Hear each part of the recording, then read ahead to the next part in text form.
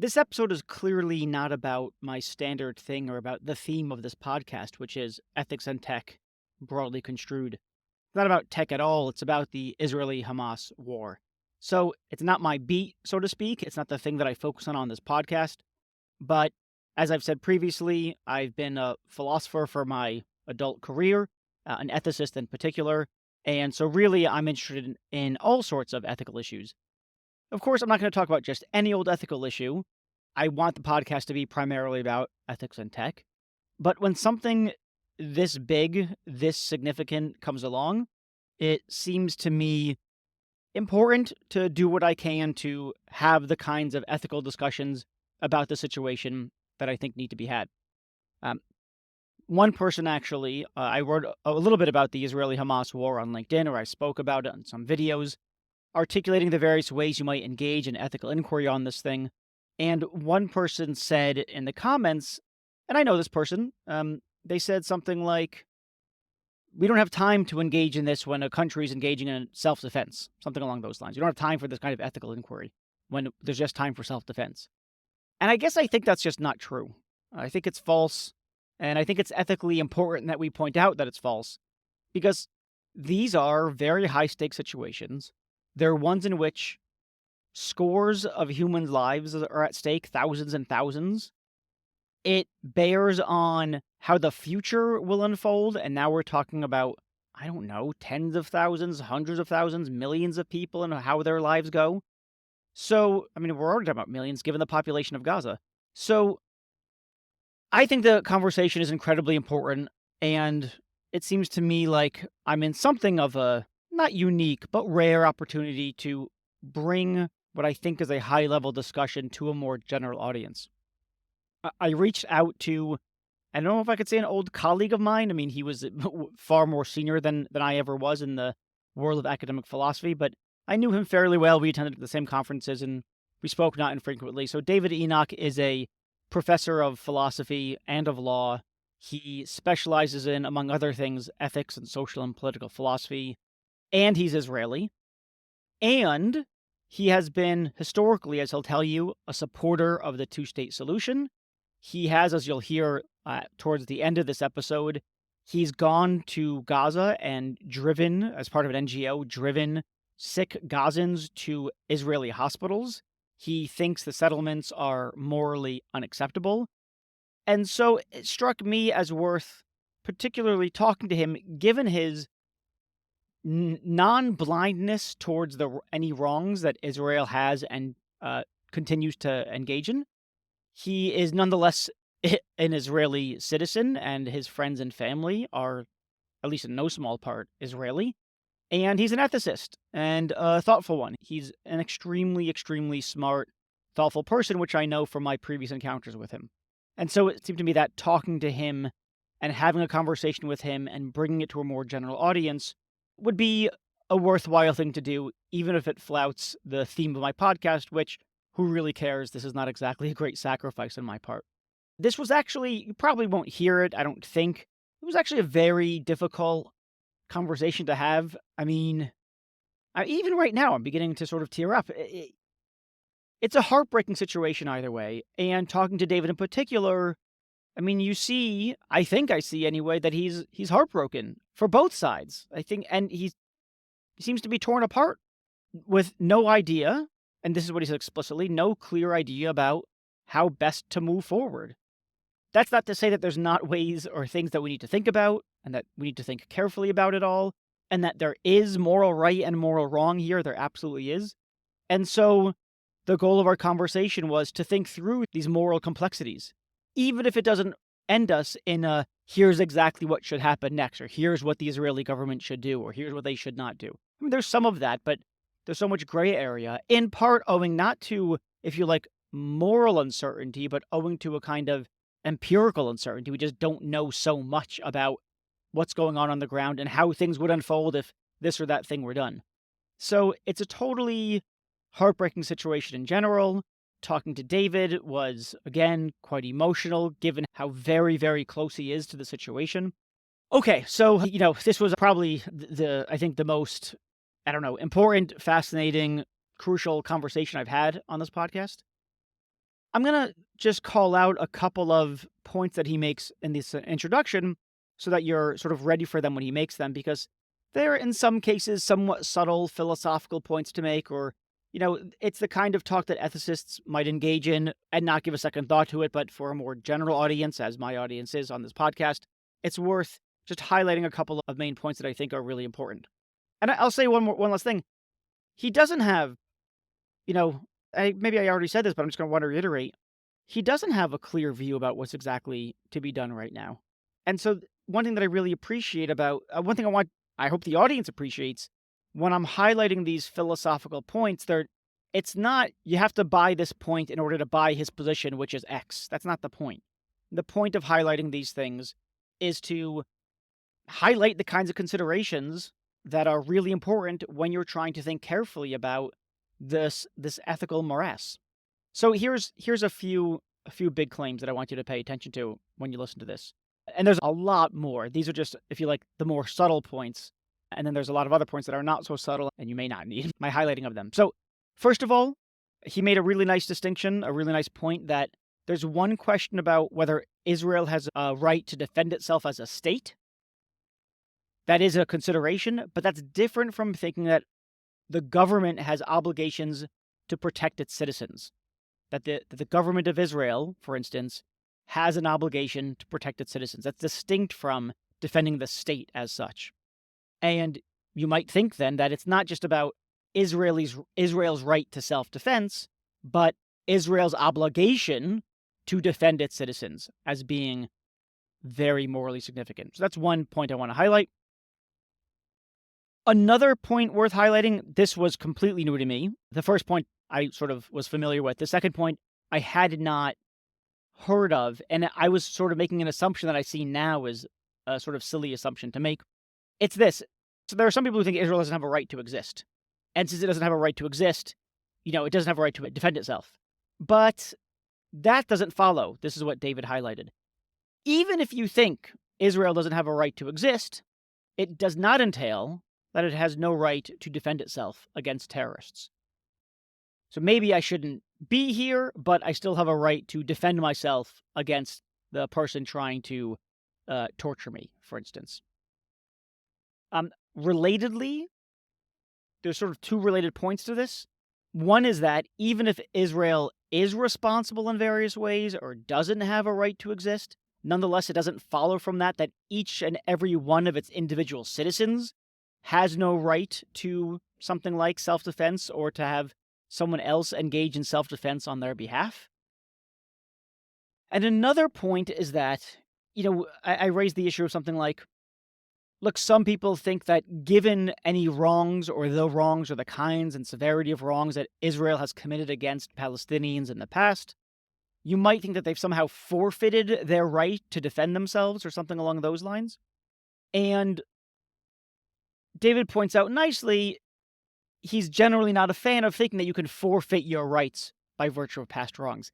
In particular, in this conflict, or though I suppose it also applies to conflicts more generally, but in this conflict, there's plenty of wrongdoing. I think that anyone taking a sober look at this will think that Palestinians and Hamas in particular, Hezbollah, etc., have done horrendous things. I also think it's true that Israel has done horrendous things. And if you think that having engaged in wrongdoing makes it the case that you forfeited your right to defend yourself against anything, then you'd have to think that, well, in this case then, since they've both done wrong things, they've both forfeited their rights to self-defense or something along those lines, and now everything is morally permitted. And that just can't be the right view. It can't be the case that it's a moral vacuum where nothing is wrong. That can't be the right view. So the fact that past wrongs have been committed doesn't entail that anyone has forfeited their rights to self-defense. And then the last point that I want to highlight is, it sort of starts with a question, and it's, the Gazans have a human right, or they do have human rights. Do their human rights entail a right not to be harmed in the context of war? So here I'm not talking about Hamas, I'm talking about non-terrorist, people who were not directly, something like that, involved in the acts of October 7th in Israel. Not engaged in terrorist activity or something along those lines.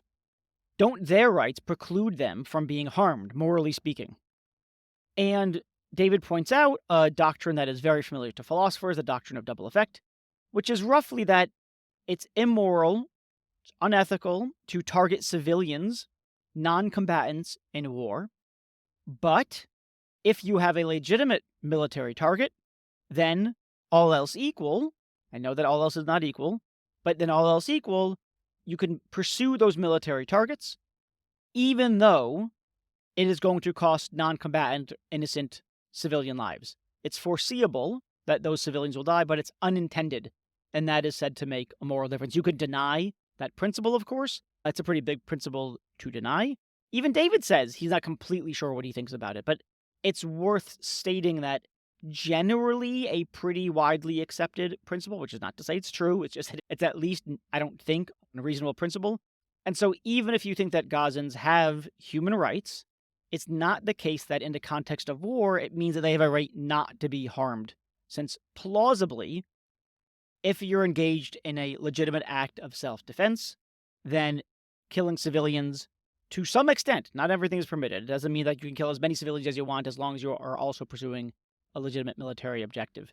But it's not the case that they are necessarily wronged if they are not the targeted or that the intended target of the attack.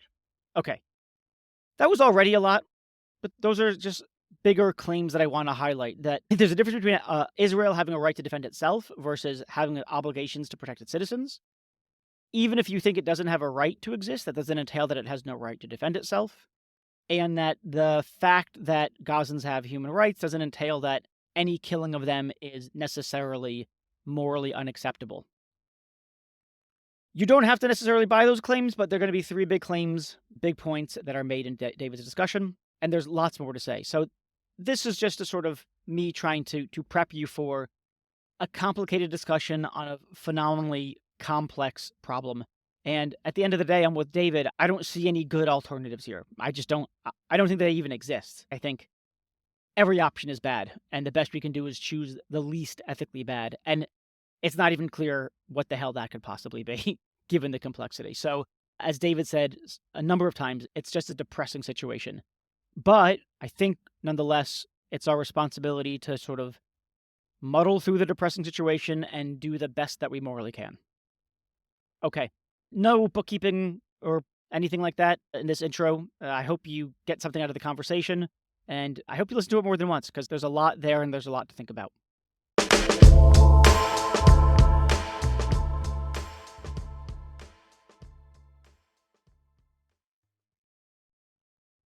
So, David, I usually wouldn't do this, but given the kind of situation that we're talking about here, I thought it might be helpful for myself and for the audience to hear a little bit about, I guess, something like where you stand historically on Israel and Palestine. Could you say a little bit about that? Because I think knowing, as it were, where you're coming from will help us to hear what you have to say better.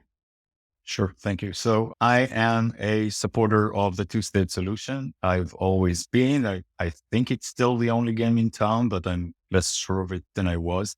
I think that the occupation is morally unacceptable, even irrespectable, even regardless of the precise details of a solution. I have for many years objected to the occupation. As a young reserve officer, I refused to serve in the occupied territories and even served a short sentence in military jail for this. I think that the basics have not changed and cannot change. I think that the basics are about equal right. And again, this just cannot change. On the other hand, I've always been a pragmatist about Israel's security concern. And I certainly don't succumb to some of the more simplistic ways of thinking about it, as if, the only thing we need to do is end the occupation, and then there will no longer be any concern or even any security concerns, or even you don't even need to end the occupation. You need to just embark on the way towards ending the occupation. And that is the only way to deal with the conflict and with the threats to Israeli civilians. So I don't buy that. Yes, let's talk about that more, because that's a line that I don't understand. The sort of the calls for ceasefire, or well, maybe ceasefire is a little bit more complicated, but the call suggests sort of put your guns down, walk away, let them be free. I mean, that strikes me as just obviously implausible. Israel will just get run down. I don't see any other outcome if that's the case. I So think, is that what I, you're thinking, number one? well, And yeah, yeah, yeah, go yeah. ahead. I mean, I'm sure that's part of it. And if you thought otherwise until 6:30 a.m. on October 7th, I don't see that you can deny it now. I mean, we've learned something about both the motivation and the abilities of at least some of our enemies. And that has to be taken into account. Again, the underlying principles have not changed, but we've learned something about the specific circumstances, and that is relevant. There are some intricate questions here. For instance, I think that Israel does hold some of the responsibility for the state in Gaza, both pre October 7th and after it, of course.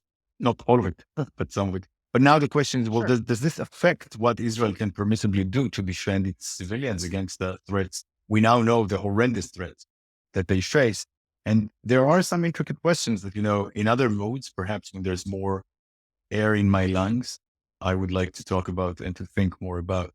But to think that these threats are not real somehow, or that really the only thing you should do about it is just declare a commitment to states. So I think Israel should declare its commitment to states. I think, for instance, that some of the things that are going on in the West Bank now and that receive much less media attention are horrible. And Israel is continuing to either encourage or anyway not deal with terrible settler violence against Palestinians there. So Israel has a lot to do. And again, some of it is just regardless of the threat from Gaza or the threat from Hezbollah. And I will never defend the occupation. But to pretend that this is the solution to all of the relevant security concerns is just ridiculous. Right. I mean, you could think that the two-state solution is the goal, but that doesn't mean that short term the best strategy to achieve that goal is And of just course, to, if you like, directly go go after that goal. There's but, some but other it's way. not just about what the best strategy short term is to achieve that goal. There are also other relevant goals and concerns. So Israel owes its civilians. Uh, uh, People talk about Israel's right to defend itself, which is of course very important. But it's not primarily for me about the right, and certainly not about the right of the state. It's primarily about the duty that the state owes its citizens. And the first and foremost duty that it owes its citizens is to keep them at least reasonably safe. Again, we have learned something about the magnitude and the nature of the threat. This has to be dealt with. So that's suppose. Let me push back a little bit. Suppose they say, well, look, the goal of a government or the function of a government or the primary objective of a government is to protect its citizens on the condition that it doesn't simultaneously violate other citizens' human rights, something along those lines. I think that's one of the pushbacks, right? That you might think Israel has a right to defend itself. I mean, there are those people who think Israel doesn't have a right to exist and therefore no right to defend itself. I'm just going to put that to the side. That just strikes me as on the face of it absurd. I Can I don't see just say any something about plausible. that? Something about that view? Yeah, Even if you think that yeah. Israel does not have a right to exist, that does not mean that now that it is in existence, it shouldn't do things to try and protect its civilians from the kind of things we saw Hamas do on October 7th. Mm. So even if you do think, I actually think the question whether Israel has a right to exist is a legitimate question, although, I mean, it smells suspicious, but that's mostly because Yeah, of the environment in which it is usually raised. I don't think intrinsically sure. it's an illegitimate question. The point here, though, is that even if you think it doesn't have rights, so that means we should now accept mass murders, massacres, rapes, and so on of civilians, or should we do something about that? So even that Yeah. doesn't settle the issue. Yeah, that's a very interesting question because I think that the assumption is made, and I think that I was making it, that you might think that if Israel doesn't have a right to exist, then everything is permitted, something along those lines. Yeah, exactly. And your point is, no, of course not. That's not the case. Even if they violated, even if I don't know what it would mean to violate your right to exist, or how I don't even know what that looks like. But all right, if some illegitimate moves have been made to establish the state, such that the legitimacy of the state as a whole is undermined, whatever the argument for that would be, nonetheless, it doesn't follow from that that everything is permitted, including most obviously rape. And beheading babies. That's, Hmm. if anything is not allowed, it's going to be that. Okay, so let's get back to this point though. They have a right to defend themselves. We could put to the side whether or not they have a right to exist. They have a right to defend themselves, but that right is limited. It's limited by the rights of the people whom they're going to kill in their acts of self-defense. So, yeah, you're right that they have this right to defend themselves, but if doing so entails violating other people's human rights, the Palestinians, specifically or especially non-Hamas, non-terrorist Palestinians, then self-defense is not permitted, or the kinds of acts that they're engaging in now are not permitted. Mhm. What do you think about that? I think that has the right structure to it, but it's not extremely helpful. It has the right structure to it because clearly it's not, I don't believe that states should give absolute priority to defending their own citizens at any price to anyone else. Yeah, that is a horrible and possibly genocidal view. So of course I don't accept that. On the other hand, we have to determine the content of those rights before we determine what the rights of others, including Palestinian civilians, what these rights consist in. We have said very little about what Israel can and cannot do right now. So, for instance, if we accept the view that is fairly standard both in international humanitarian law and in common sense morality of war, that there is a huge difference between targeting civilians, always or almost always unacceptable, and targeting legitimate targets, fully knowing that there will be what is sometimes called collateral damage. That means that civilians will die or will be otherwise severely harmed as a side effect of targeting a legitimate target. This is a distinction that's, again, it can be questioned. I myself have questioned it in the past as a kind of Mhm, ultimately significant question. But I think in the context of our discussion, we should probably assume it again, both the relevant moral norms and the relevant legal norms take it for granted.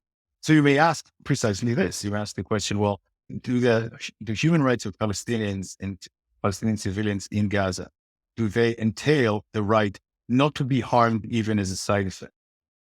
Of course, given what we know about current warfare in most contexts, certainly in Gaza, which is one of the most heavily populated, densely populated area on earth, there is no such thing as the use of force without collateral damage. So if you think that people have a human right not to be subject to the threat of becoming collateral damage, what you really think is pacifism, that no use of force can be justified. I do not right, buy that right. for a second, and I suspect that neither does pretty much anyone else. Or you may think, no, no, they have the right not to be targeted. Okay, that's something. They also have the right not to be subject to, say, disproportionate risk or Mhm, to the disproportionate use of force by Israel. That is also true. But we have to say that both philosophers and international lawyers have disappointingly little to say by way of detail about how to fill in the proportionality required.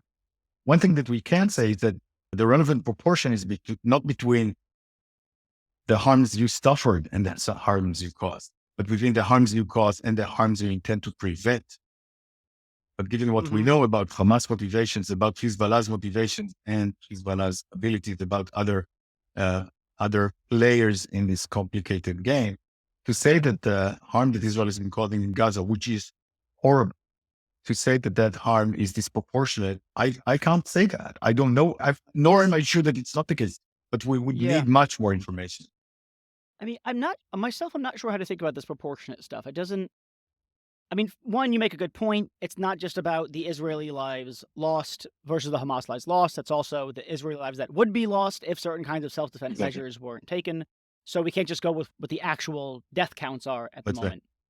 So I get that's helpful if you're thinking about proportionality, but then I still don't even know, frankly, well, 1 to 1,000, 1 to 20,000. I mean, am I supposed to draw a numbered limit? So the way that I've begun to think about it is like this. Israel has a right to defend itself or engage in acts of self-defense on the condition that they're not reckless with the lives of innocent people. Reckless. Then I think something like, well, whether they're reckless or not depends upon what their alternatives are.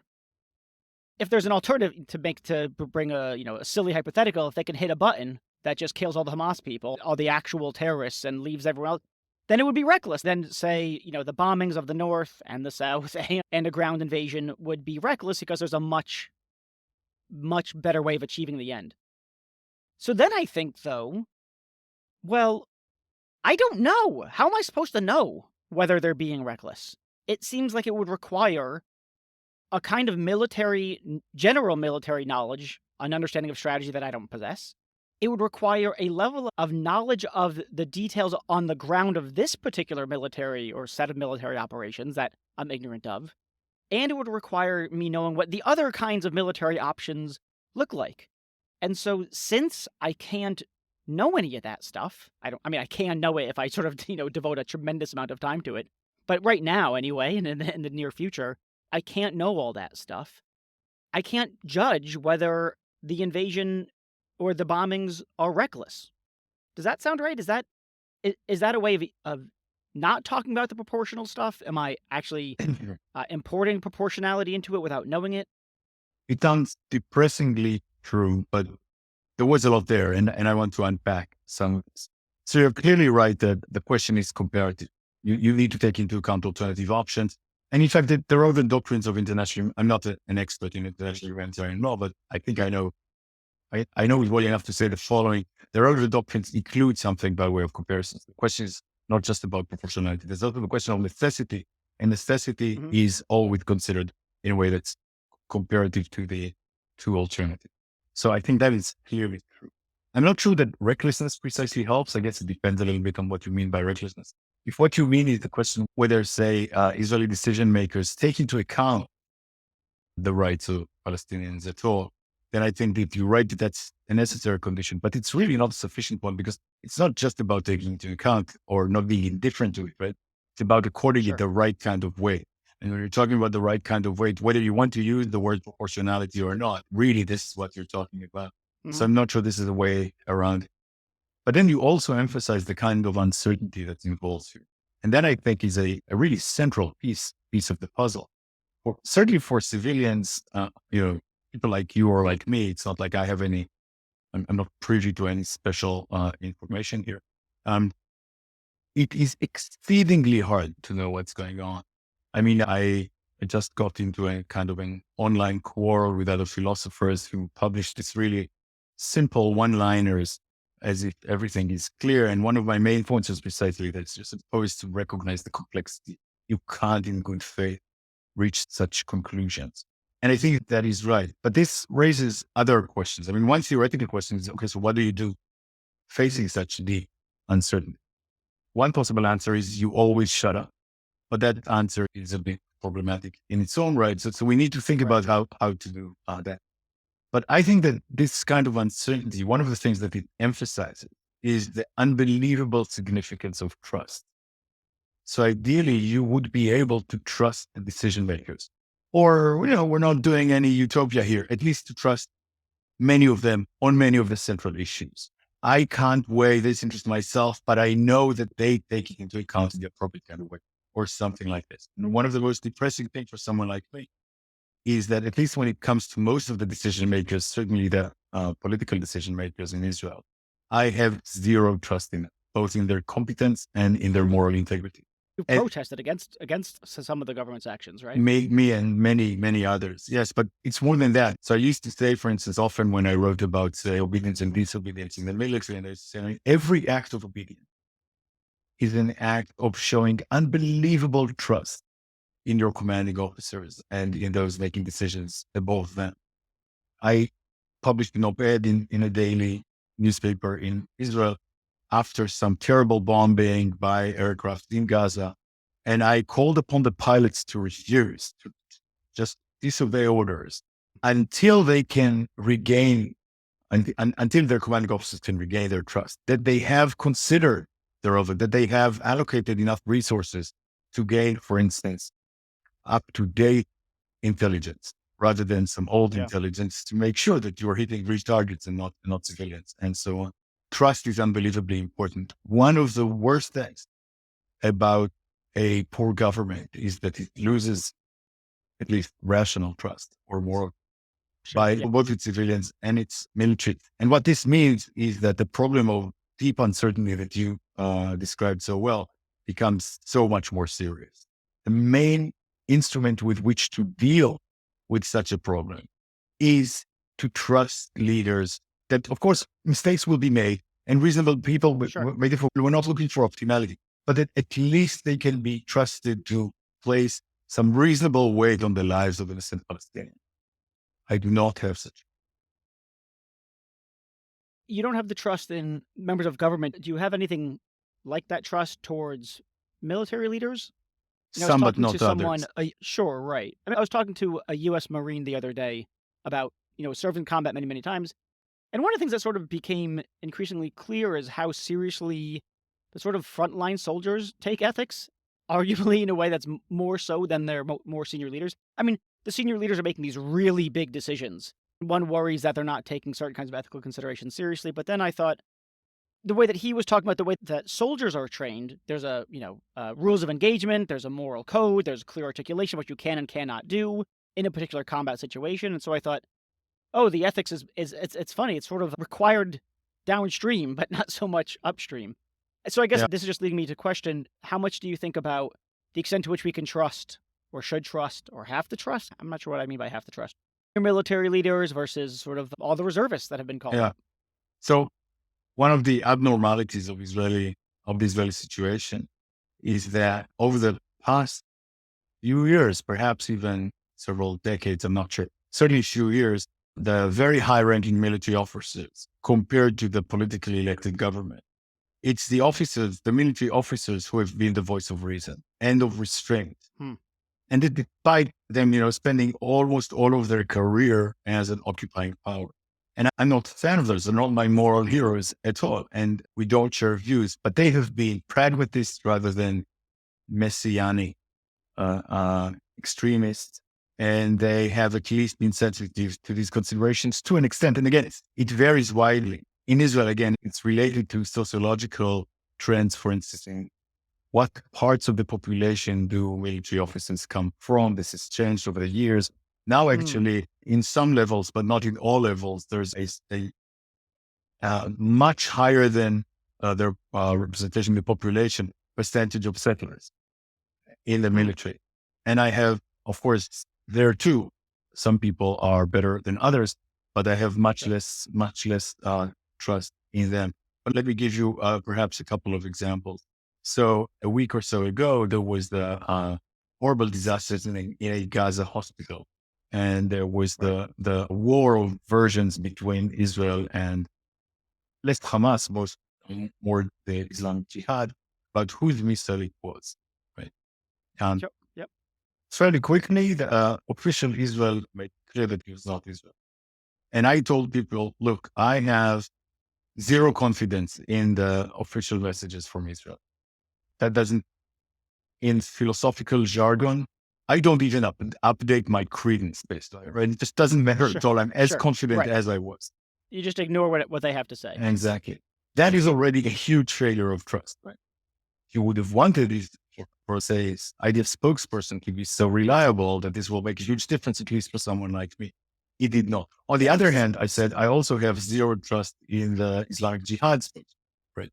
So that doesn't help Sure. either. Yeah. Right. But I said, I have at least some confidence, some trust, limited though it is, in some of the military decision makers that make it I see. highly Hmm. unlikely that Israel targeted a hospital. Mistakes happen, and that was still on the cards. And as it happens, we know now that we really do know now that it was not an Israeli attack. And I also heard, although it's hard to say, that actually the current fairly new IDF spokesperson is fairly reliable, partly because he himself criticized publicly his predecessors for not being sufficiently reliable, right? So maybe this is a kind of Interesting. a step. So it varies widely whom you can trust, whom you cannot trust. But the So whole idea of yeah, trust in one's leaders was created precisely so that people with your understanding of the uncertainty will still be able to to support the justifiably government. defer. Yeah. Exactly. And that's the price of this. So let me then push then. So suppose I say something like the trusting someone means that you can justifiably defer to them, right? Just blind deference to a power, not the morally acceptable thing to do typically, No. I take it. But so you want justified deference to a power. Now, let me take two comments and sort of combine them. One is that you said earlier that Israel bears some responsibility or other for what's going on. I'd Mhm. like to hear a little bit more detail about that. And you also said that the government isn't trustworthy, that Mhm. it doesn't look like they're a proper object of justified deference. And so if I say, well, look, David, look, your government, the Israeli government, is not a proper object of justified deference. They play some role in all of this. So how can you condone or accept the kind of military action that's going on now? I'm not sure I'm condoning or accepting it. I actually think that one of the contributions that people like you or me or other intellectuals can make to public discourse is to be frank about the embarrassment. That's not, a way of making decisions, but appreciating the complexity and recognizing that we have a problem reaching conclusions. Maybe actually one of the important things that we can do, frustrating though it is. As I said, I think that I'm willing to trust some parts of I mean, government, broadly speaking, not just the cabinet, right? Decision making. So I'm willing to trust some of them more than others, on some things more than others.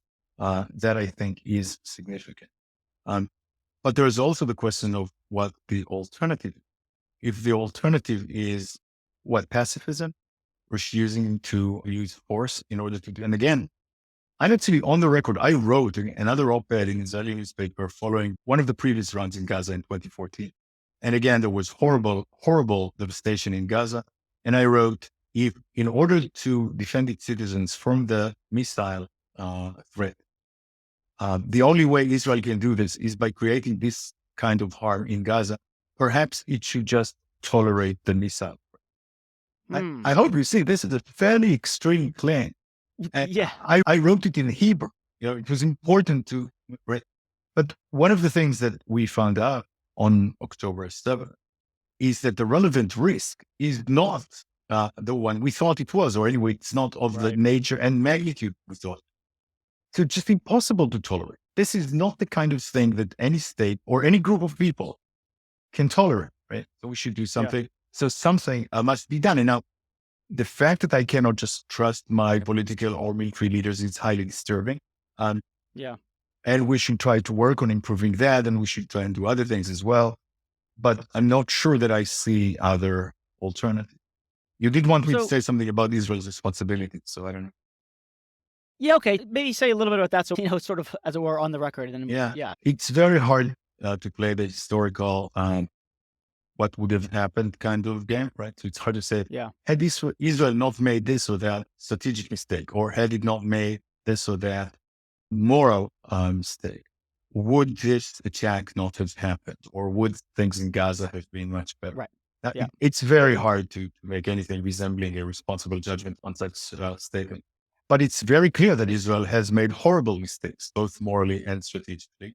Indeed, we have many people on the Israeli right on the record saying what an asset Hamas is to Israel, including Prime Minister Netanyahu himself, Mm. because the thought was what's really important is to keep the Palestinian Authority on the West Bank. And that's important because if they become stronger, we may need to reach an arrangement with them that will include this member of some of the dismantling of some of the settlement. Yeah. So that is both a huge strategic mistake and a huge moral. That's one kind of thing. The other is that an occupying power becomes, according to international humanitarian law, and also according to what I think is otherwise moral norms, the sovereign of the relevant territory, in at least the sense that the occupying power is now the main address for running whatever is needed for people to have a decent, Sure. normal life in that Right. territory. Right. Now, Israel has been the occupying force in Gaza, or was the occupying force in Gaza since 67 until 2005, 6, I don't Oh remember. five. Oh five. Oh, They pulled out of Gaza. yeah, exactly. And it remained to an extent, there is the occupying power, although not to the same extent. It's no longer in control of some aspects, it is in control of others. I Sure. don't think we The need to worry blockade. Yeah. about the specific details here. And in this respect, it is responsible for the state in Gaza, of course. So Israel in the past has not shown any interest of reaching a reasonable, fair deal with Palestinians in general, with the Palestinians in Gaza either. All of these things are terrible wrongs and terrible strategic mistakes for which Israel is indeed responsible. And they played a part in bringing about what we're saying now, although it's hard to say what part. And also, it's really important to say that nothing about Israel's horrible mistakes and wrongs in the past doesn't even begin to justify the kind of deeds that we saw committed by Hamas on the place. So let's push it. I want to sort of push two extreme positions, and I want to hear what you've got to say on them. One is, let's go with that. So look, they're an occupying force. You agree they're an occupying force. They've treated, they shouldn't have occupied. Now that they do, they have obligations to sufficiently care for those people who they have power over. They failed on that moral front. They have systematically beaten, surveilled, probably tortured, killed, etc. people in Gaza, people in the West Bank. They have forfeited their moral status or something along those lines. And now, any violence that's committed on the Israeli state then has been It's their comeuppance. It's what did you expect? Or it's this is what decolonialization looks like. This is what resistance looks like. So, what more is there to be said other than Israel is an occupying force that treats the Palestinians like shit, and so they forfeit their right to self-defense or something along those lines. This is what you get. Okay, so I would probably take issue with at least some of the characterization of the situation, although not with the general line there. So I Mhm. don't think we need to worry about the detail. I'm not a huge fan of talk of how your past wrongs forfeit your rights. The reason for this is that in the Israeli-Palestinian conflict, and probably in any other conflict, really, uh, typically both sides will be guilty of horrible wrongs in the past. Yeah.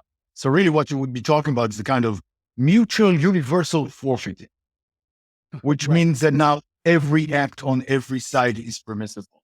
The Right. whole Right. the whole raison d'etre of international humanitarian law is precisely to contain the suffering and loss that's involved in wars in ways that this kind of law tends to push against. So I'm not a fan of that. I also want to highlight that even if you think that Israel is solely responsible, I don't think that at all. I think that responsibility is often, there's enough of it to go around.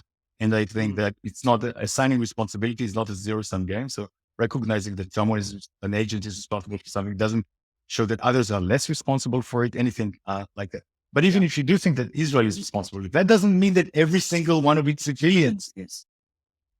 And Sure. that means that whatever is right Israel may or may not have forfeited, me and my family still have a right to live rather peacefully at our home. Right. Um, Right. but that right, we know, we've always known, but we now know in a much more brutal way that right is very much on the line and force must be used in order to try and secure it.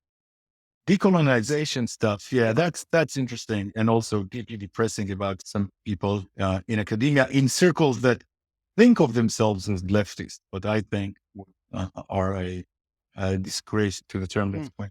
If a claim is merely decolonization is not a pretty sight, then I'm with that. If the claim is that at least sometimes violence is justified, I'm even with you on that, although this becomes a little shady.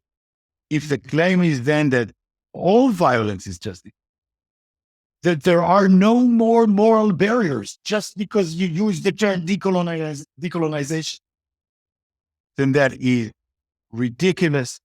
It is indefensible morally. It is not left wing. It is not liberal. It is not humanist. It is not progressive. It is a kind of pathetic slavery to jargon. Mm. And I'm probably not as surprised by this as some of my colleagues, but some of my colleagues are heartbroken. Some of their moral, political, academic, intellectual heroes are now speaking in this horrible way. I don't know if you saw a recent interview with Judith Butler, who will refuse now to call Hamas a terrorist organization.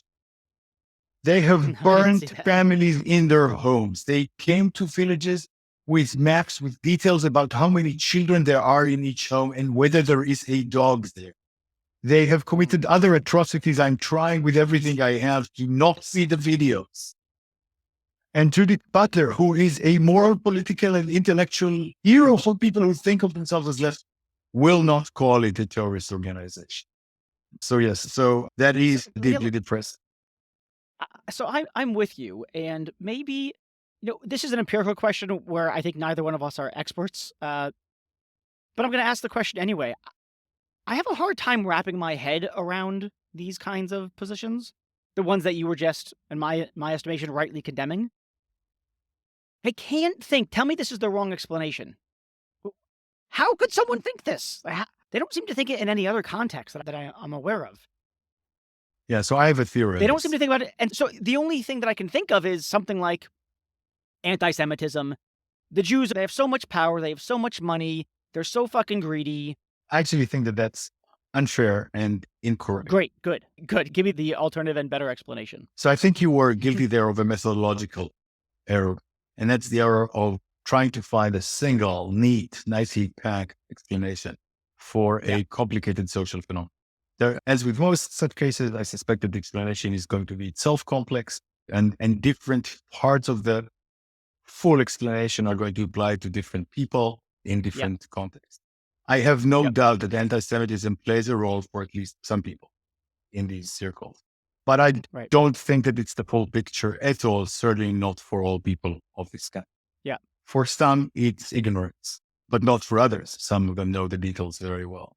For some, it may be, I'm just going to go right out and say it. For some, it's stupidity. Some believe the slogans Sure. without never having thought carefully Yeah. about it. For some, and this is also something that is really important to say, Israel has rightfully earned some of the distrust and some of the criticism. And the fact Yeah. that some people who are not sufficiently reflective now have this instinct that won't even allow them to call horrendous murders for what they are, that is bad, but that is partly causally explained by Israel's past wrongs. I had this conversation with my daughter here this morning, and she said something like, well, it would have been so much simpler had Israel been always okay in the past. Right? Because then we would have never, but that's false. Israel has done its share of earning this kind of. So for some people, some of these explanations work most than others. For some, it's like Yeah. the combined factor of all of them. I certainly think that anti-Semitism plays a role, at least for some, but I think it would be a serious oversimplification to think that that's the story. There is nothing that is Yeah. that story. There are different parts to the story. Yeah. I mean, I think that's got to be right because, in Grand Central Station in Manhattan, there were protests in the station, and it was organized by, I think they're called Jews for Peace or something like that. So it's a Jewish organization. It seems like a bad explanation if you think, oh, what's leading to their position? Calling for a complete ceasefire, for complete pacifism. They're anti-Semitic seems like a really bad explanation for why they're That's behaving right. that they do. Yeah. Yeah. Totally agree. Let me take the other extreme position and see what you have to say there. So the other extreme position is Israel has done all the things that they could. They've offered the two-state solution multiple times. The door got slammed in their face. They pulled out of Gaza, and then they got run down. Right? We, as it were, the Israelis gave them the Gaza Strip unilaterally, not in exchange for anything, left in 2005, put a blockade in place to make sure that things are safe, but let people come in from Gaza to work in Israel. So we've given jobs. Then there's all the wars, not just 1947, but the 6-Day War, where the 5 surrounding Arab countries tried to wipe Israel off the face of the planet. Plus the fact that Hamas's stated goal is to completely eliminate the Jewish state, whereas Israel has never said something like our goal is to eliminate the Palestinian people. If, so the thought goes, quote, we wanted to do that, we could have done that by now. So we've done all the things, we've offered all the things, we've unilaterally withdrawn, and then they rape our civilians and slaughter, innocent civilians and decapitate babies. Fuck this. We're done here. We're done playing nice. Now it's time to just kick some ass. And what do you mean by kicking some ass? I mean, I'm not totally sure, but something like, let's bomb the shit out of Gaza. Let's perform a ground invasion and do everything necessary to root out and kill Hamas to the extent that one can do such a thing. Including ethnic cleansing and perhaps genocide. Good, so keep going. So the truth has to be said that there are voices coming out of Israel now with strong genocidal fantasy. And that's horrendous. And some of us are, of course, doing what we can to struggle with them. But it's not unexpected, and it's not, and it is understandable.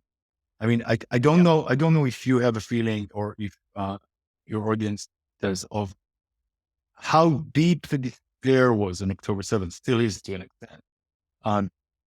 How deep the mourning, the feeling of loss of security, minimal security, and so on. And the feeling that we are, as many people say, against extreme evil.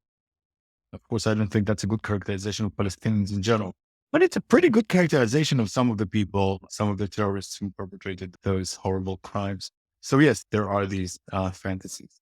It's okay to have the fantasies. It's not okay to use them as the basis of policy or use of force. But now the question is it a fair characterization to say, we've done everything. If this is the response, then really nothing can be done except for war. And now you win by whatever means. As is often the case in such statements, it involves some serious picking and choosing of historical fact. You can find, some of the things you mentioned are actually true.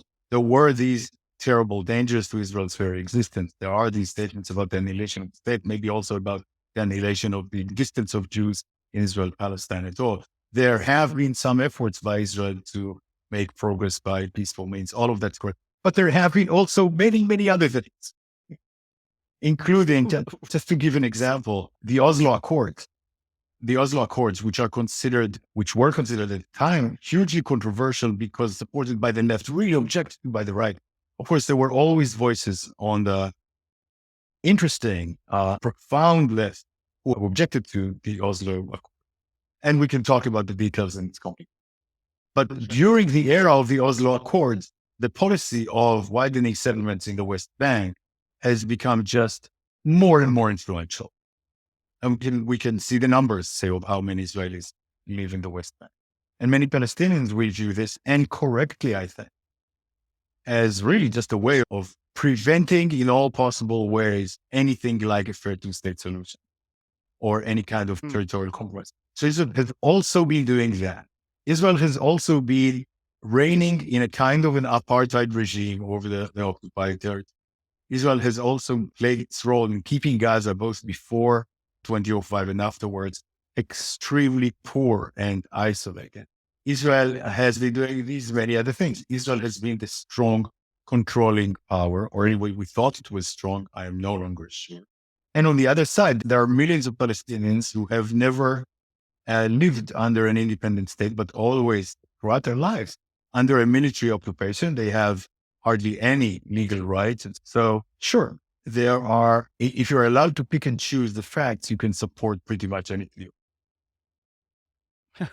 Right. There's so many facts to make different positions here. Exactly. It's impossible. All right. So let me ask you one final question, which it's probably an impossible question to answer, but I'll ask it anyway. So I know that long term, you're for the two-state solution. What do you think is, I don't know, morally, pragmatically, both? I don't even really love putting moral and pragmatic on as two different kinds of things, but what's the best path forward here? I have no idea. That's one of the characterizations of the current situation, is that it's so hard to imagine, at least for me, it's so hard to imagine any optimistic path forward. So I really don't know. And as far as I can tell, I mean, it's always hard to say how special the current situation is. It's always seen special because it's current. But as far as I recall, that has never been the case for them. The situation is now so much more depressing. And, people are saying that we're still going to have to talk to them afterwards. It's not clear how this will be, how we'll be able to do this. I can give you an example. For a short while, I volunteered in an NGO that coordinates driving people from the West Bank and from the Gaza Strip to hospitals in Israel, people who need treatment and receive this treatment in Israel, or people from Gaza who go to the West Bank, so they need to go through Israel, they cannot afford taxis. So I drove people from Gaza to hospitals in the center of, and we had, sort of conversations and so on. All of this was perfectly legal. This, of course, cannot proceed in the foreseeable future. It just cannot happen. And this is a really small humanitarian thing. It's not even that deeply political, but this is just one example. It's not clear how to go forward. What we're seeing now, both on the Israeli side and on the Gaza side, this is going to be a trauma for decades to come. It will give rise, of course, for calls of revenge, but also for legitimate, at least to an extent, not to an extent, justified fears for one's very survival. I don't know how things will go forward. It's very hard to imagine an optimistic scenario. All right. I think we'll have to end it there. I mean, I think, this conversation has ended where I think all of my conversations with smart people ends. We both just say the fucking mess, and we don't have any other answers other than it's a fucking mess and just not clear. Clear. Also, I'm not sure. I'm not sure what to say about it except to pretend that it's not. That's probably not the way. Great. Well, thank you so much, David. Really appreciate you doing this. Thanks for having me.